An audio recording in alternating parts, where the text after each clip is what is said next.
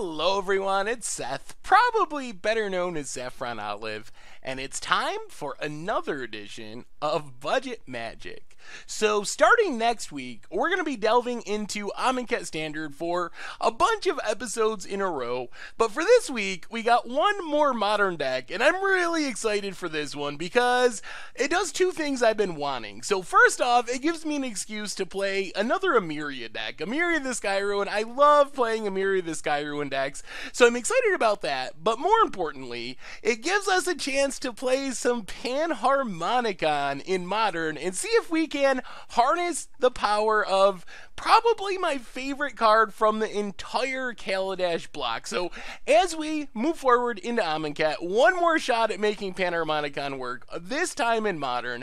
As you can see, the deck we're playing this week, Pan-meria, only $96 in the paper world, 39 ticks on Magic Online, so pretty sweet price for a really fun and fairly competitive deck. A quick reminder before we break down Pan-meria, if you enjoy this deck and you enjoy Budget Magic in general, it would be awesome of you if you could take a quick second and click that subscribe button down in the corner of your screen. It's a great way to support the channel and the site for free. So let's talk Pan-meria. So of course the Pan part of Pan-meria comes from Panharmonicon. I'm sure that all of you know what this does by now because we've played it a bunch of times, because it's super awesome, it's super fun, and way more powerful than it looks. When we first saw Panharmonicon, we were like, probably a really sweet casual card, but not going to be a super strong competitive card. But we've had some success with it before. It even had tournament success at Standard in various times.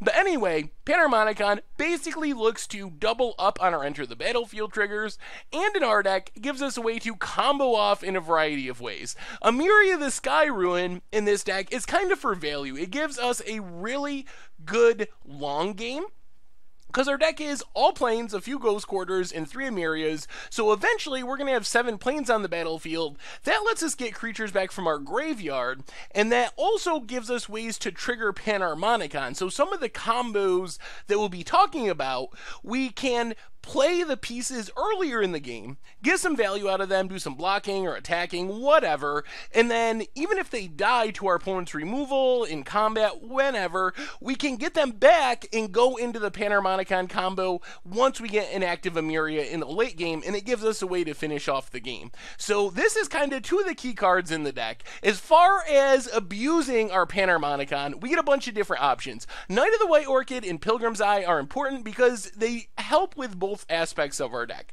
They have Enter the Battlefield triggers of getting us lands. Knight is kind of conditional but more powerful because the land goes directly on the battlefield, but our opponent has to have more lands than we do, so it's better in some situations than others. Pilgrim's Eye just tutors for a land, puts it in our hand. So these cards trigger double with our Panharmonicon. 2 lands with Pilgrim's Eye. In some situations, if we're way behind on lands, 2 lands with Knight. They also ramp us towards Emeria, getting those 7 planes on the battlefield to start triggering our Emeria and getting that value engine going from the graveyard.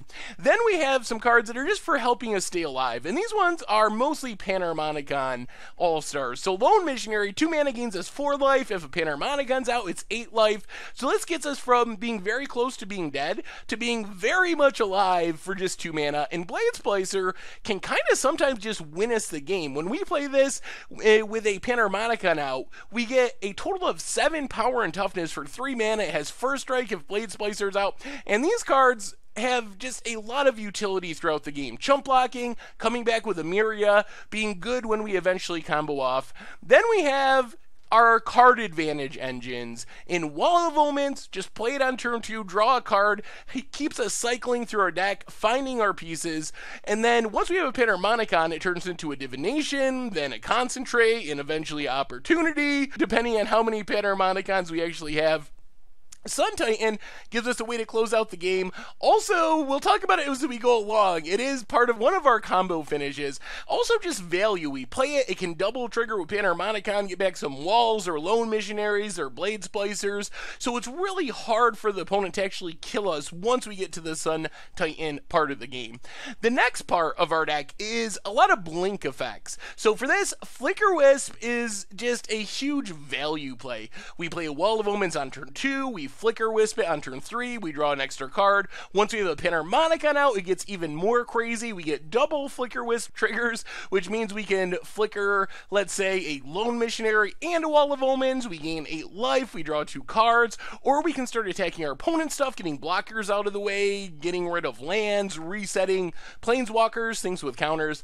Felidar Guardian Restoration Angel are our combo finish cards. So on one hand, they can work like Flicker Wisp. Enter the battlefield, blink a Wall of Omens, get an extra card, gain some extra life, get an extra Sun Titan trigger, get an extra Blades Placer token, but if we can get 2 of these going at the same time, they can blink each other an infinite number of times. If we throw a Panharmonicon into the mix, we are getting 2 blink triggers. So not only are we getting an infinite number of blink triggers, we can also blink something else when we go through the loop. And apart from just valuing our opponent out of the game and overwhelming them with card advantage and tokens and all that stuff, this gives us a out of nowhere I win the game plan. And there's a bunch of different things that we can do with this combo. So assuming we assemble the pieces, we have, for example, Lone Missionary to gain us infinite life. And in these examples, Felidar Guardian could be replaced by a Restoration Angel. They work the same way. So basically, with a Panharmonicon out, you have a Felidar Guardian, you play a Felidar Guardian or Restoration Angel, 1 blink trigger goes at the other Felidar Guardian,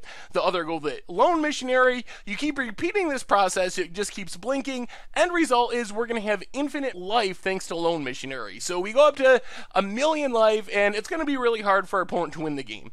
We can also just draw our entire deck if we replace Lone Missionary with Wall of Omens, doing the same thing, blink Felidar, blink Wall of Omens, blink Felidar, blink Wall of Omens, draw all the cards in our deck that finds us whatever we need.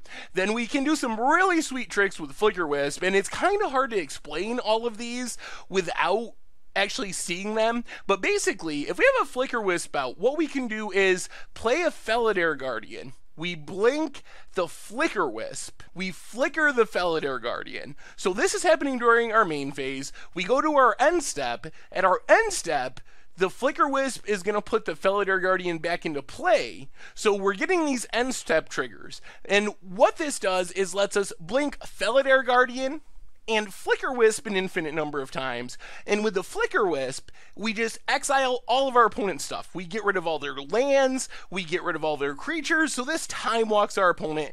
They get the stuff back at their end step, then the next turn, hopefully we just do this again. If we can play another blink effect, we again exile all of our opponent's lands, so we essentially just time walk our opponent and fog our opponent, do everything to our opponent because we get rid of all their stuff on the battlefield if we can go through this loop. Also just random value as well. And then our big finisher is is to kill all of our opponent's lands and lock them out of the game. So this is our primary plan for winning the game with the combo. So 2 Felidar Guardians, we get the loop going, we draw our whole deck, do whatever we got to do.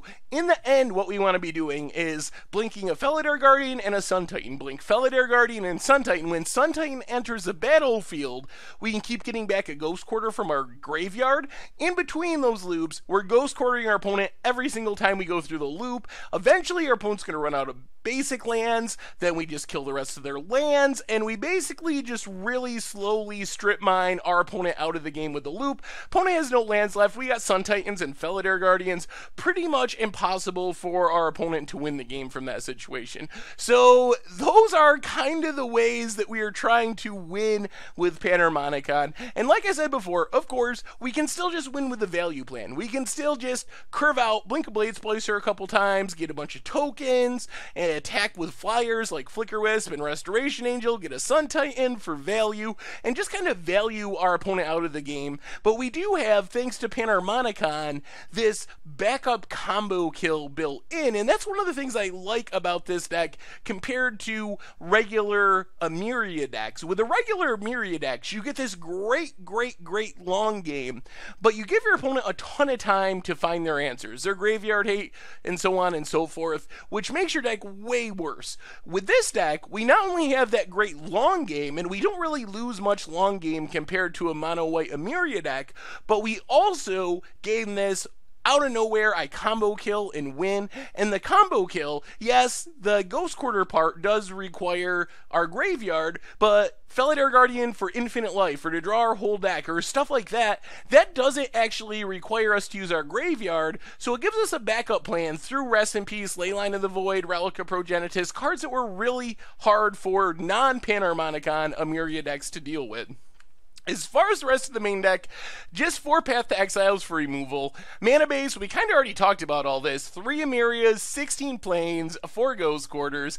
My favorite sideboard card is Stonehorn Dignitary. This one is so sweet. So it's not in the main deck because it's bad against non-creature decks, but if we're playing anything that's winning with creatures, we bring in Stonehorn Dignitary, and this becomes another combo piece. So instead of blinking Lone Missionaries or Wall of Omens, we do the Infinite Blink combo with Stonehorn Dignitary, and basically our opponent skips infinite combo steps. I wasn't sure this worked the way I wanted, but it does. I've double checked. So every time Stonehorn Dignitary enters the battlefield, opponent has to skip their next combat, and that does add one after another. So if we can blink Stonehorn Dignitary 20 times, even if that's happening in the same turn, our opponent's going to skip combat for their next 20 turns. So they just literally can never attack us. It's like a permanent never can attack, and those abilities are already done, so they can't even disrupt it later. It's not like a sphere of safety that they can kill. They just like skip it. It's over forever, so we just blink it a bunch of times and our opponent can never attack us. So sweet.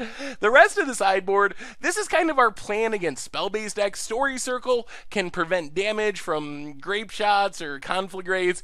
Pithing Needle to get Karn Liberateds, Ugin Spirit Dragons. Forge Tender can fizzle and anger the gods. Also stop Conflagrate, Lightning Storm, Tormod Script for graveyards, and then we have some sweet removal. Banishing Light is cool just because we can reset it with Felidar Guardian, so we can kind of run it out on an okay target early in the game, knowing that later in the game we can always blink it with Felidar Guardian and get something better. Condemn for Death Shadow, Disenchant, deal with those graveyard hate spells like Rest in Peace, Leyline of the Void, etc. And Brave the Elements, just trying it out. I don't know if it's fully necessary, but it's another way to protect our creatures. And that is Pan-meria for Modern, and that's our budget magic deck for this week.